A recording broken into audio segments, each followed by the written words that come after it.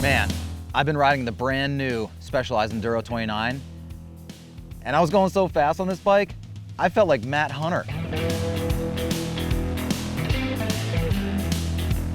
So the original Enduro 29, which came out several years ago, was kind of like this game-changing, I don't want to say game-changing, it's more like a activity-altering type thing. Game-changing is kind of played out. But that old Enduro 29 was pretty amazing. And it's gone through iterations since then, but this is the first like full ground up redesign.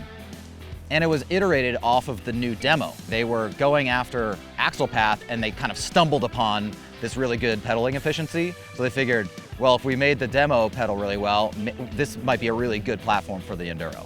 Geometry-wise, the bike is modern. It's actually really progressive for Specialized. They've been known to be a little bit conservative for some of their redesigns. And then they make these other bikes called Evos, which are like the really badass, not conservative version of the bike that they make.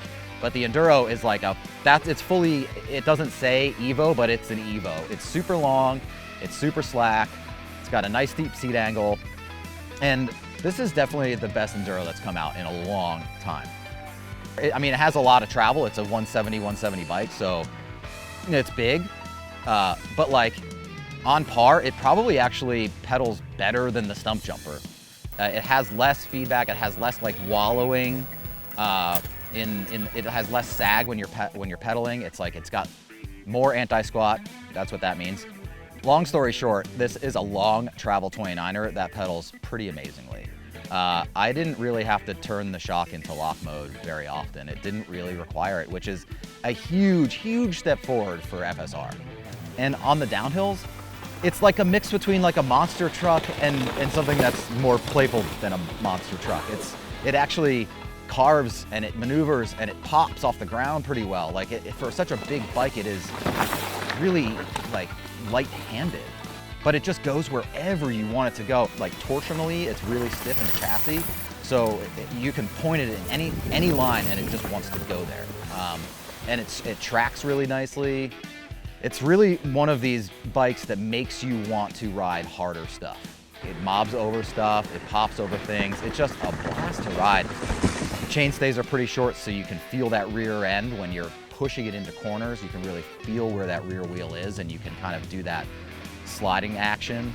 If you check out some of the clips here, the B-roll clips, you'll see me just shredding corners. Yeah, I mean, all in all, the brand new Specialized Enduro is a humongous step forward, and it's exactly where the Enduro needs to be right now.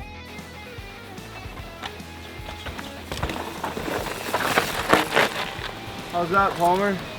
I mean, it's pretty good, Maddie, but like, do you think you go a little bit faster? I was just trying to look like you, man. Dude, just send it, man.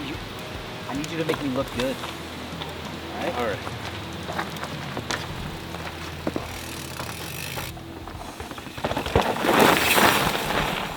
Thanks, buddy. I owe you one.